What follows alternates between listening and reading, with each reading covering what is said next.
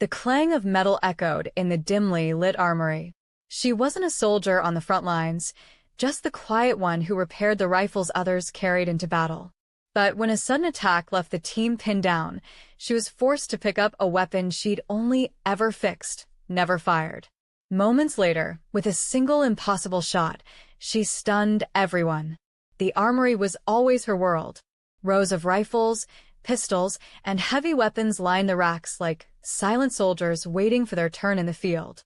Most people walked past the door without a second thought, but for her, this was the heart of the operation.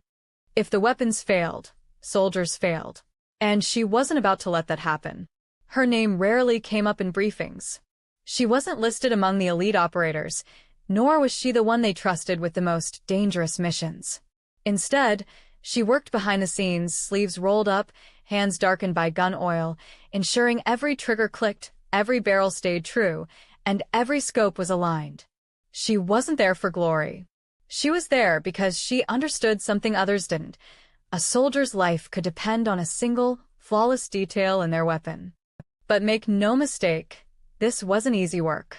Each day brought its own rhythm. Disassemble, inspect, repair, reassemble, repeat. Some would call it monotonous. To her, it was precision. Every tiny scratch told a story. A cracked firing pin might mean someone barely escaped with their life. A worn spring could hint at weeks of heavy firefights. The weapon spoke to her in ways others couldn't hear, and she listened. The soldiers, though, rarely noticed. They would drop their rifles off with a casual nod, a joke, or sometimes nothing at all, then pick them up later like it was just another errand. She didn't mind. Respect wasn't the point. Survival was.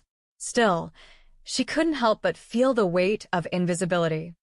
She was surrounded by warriors whose names would be remembered, while hers would never leave the armory walls. But there was something in her, quiet yet unyielding. A part of her that wondered, what if I had to step into their world? Could I? She dismissed the thought every time. Her job was here. And besides, she had never been trained for combat the way they had. What no one knew, not even she, was that the day would come when those doubts would be answered. And it wouldn't happen in the safety of the armory. It would happen with her finger on the trigger of a weapon meant for someone else. For now, she wiped her hands clean, stacked another freshly repaired rifle onto the rack, and prepared for another day of quiet, invisible service, unaware that the silence of her world was about to be shattered. It began with the sound no one mistook for training. A dull thud rattled the walls, followed by the deep roar of an explosion that sent dust cascading from the ceiling of the armory. She froze, her hand still gripping a wrench, eyes darting toward the doorway. Seconds later, the intercom blared with clipped, urgent voices. Incoming fire. North perimeter breached. All units respond. Her heart pounded. This wasn't a drill. Outside, boots thundered against concrete as soldiers rushed to their positions. The calm order of the base dissolved into chaos. Shouted commands overlapped with the sharp crack of rifles and the unmistakable heavy thump of mortars. Somewhere beyond the armory walls, the enemy had found their way too close, far closer than anyone had expected. She moved quickly, instinct taking over. Grabbing weapons from the racks, she laid them out on the bench, knowing that anyone rushing through that door might need one in perfect working condition. But before she could even finish lining them up, the inevitable happened. The fight came to her. Two soldiers staggered into the armory, one bleeding from the shoulder, the other dragging him inside. "We're pinned down," the uninjured one gasped, his voice ragged. "Sniper in the hills. We can't move." He slammed a battered rifle on her workbench, frustration etched across his face. Scopes cracked. "It's useless." Her hands hovered over the weapon. Normally, this would be her moment, to strip it down, repair, and hand it back. But time wasn't on their side. Outside, the sound of precision rifle fire echoed like a death sentence. Every shot meant someone was stuck behind cover, unable to lift their head. Every shot meant the sniper owned the battlefield. And then, her eyes landed on it. Resting in the corner, almost out of place in the armory, the Barrett .50 caliber sniper rifle. Massive, intimidating, a weapon designed for long-distance dominance.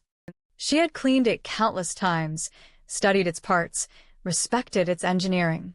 But she had never fired it. Not once. The soldier followed her gaze and shook his head. Forget it.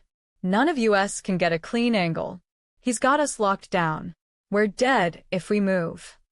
She felt something stir inside her, something that had been buried under years of silence and invisibility. A thought both terrifying and undeniable. What if I tried? Her hands, steady from years of precise repair work, didn't tremble as she reached for the Barrett. The metal was cold and heavy, the kind of weight that seemed to demand responsibility. She knew the mechanics. She knew the scope adjustments. She knew the rifle better than most who carried it. But knowing it wasn't the same as using it. And now, with lives hanging in the balance, hesitation could mean death. Outside, another shot rang out. The soldier cursed, clutching his radio, calling for backup that wasn't coming fast enough. She, meanwhile, lifted the rifle onto the bench, the enormity of what she was considering pressing down on her. Her job had always been to prepare weapons for others. But today, whether she liked it or not, she was about to prepare herself. She should have felt panic. Instead, an eerie calm threaded through her, like the silence that follows a cleanly executed repair. Hands that had spent years coaxing mechanisms back to life now slid through the motions of something else entirely. She shouldered the Barrett, felt its mass settle against her, and for the first time understood why some weapons have a personality. This one was patient, brutal, honest. Outside, the firefight thinned for a heartbeat as everyone tried to guess what had happened inside the armory. The radio hissed and spat out fragmented orders. Far away, a shout turned into a cough of suppressed fear. She breathed in. The world narrowed to the two small black circles in the scope and a single tiny reticle that meant the difference between a clean shot and disaster. She adjusted the parallax, remembered the drift table she had once studied on a slow night, wind, distance, elevation. Numbers she'd memorized while rebuilding triggers and polishing barrels now meant lives. Her hands tapped a rhythm on the stock. Measure, compensate, center. Time elongated. Each second expanded like a strip of film slowed down to reveal every grain of sand. Through the scope, she found the line of sight, a dark figure against a pale ridge, the slightest movement. Her heart hammered in her throat, but her fingers held steady. Training of another kind, meticulous, repetition-born steadiness, took over. She exhaled slowly, dialing the final minor correction into the scope. The crosshair kissed the target. She squeezed. The shot was less cinematic than the stories, a mechanical whisper, a violent recoil that traveled up her shoulder and down into the bench, a flash that painted the armory in a heartbeat of white. The world vaulted. Dust fell from a seam in the ceiling as if the building itself inhaled the moment. Then, silence. An almost physical absence where noise had been a second before. On the ridge, the enemy slumped, a shadow folding into the terrain. Down in the courtyard, the pinned team's chatter broke into a stunned, disbelieving roar. Radios crackled as one voice after another confirmed what they'd seen. Target down. Sniper neutralized. Repeat, sniper neutralized. The name of the weapon she'd only ever touched in maintenance logs was now part of history because of one woman's hand. The men who had carried those rifles in and out of the armory all their lives looked at her with the kind of shock usually reserved for miracles or hallucinations. Their faces registered a cascade of emotions, gratitude, confusion, the slow dawning respect that arrives a heartbeat late. The injured soldier from before barked a laugh that trembled between hysteria and relief. A captain, mud-streaked and breathing hard, slapped a palm against the workbench, so hard the tools rattled. "Who the hell?" he started, then stopped, the question collapsing into a grin edged with disbelief. She set the rifle down as if returning a borrowed tool. Her hands trembled now, not from fear but from the release of long-held tension. For a moment she simply listened, the uneven breaths of the team, the distant wail of reinforcement vehicles, the soft click of someone checking their rifle. Around her, The armory's anonymity peeled away. People stepped closer, eyes searching her face for the story that explained what had just happened. No parade, no medals pinned in that instant.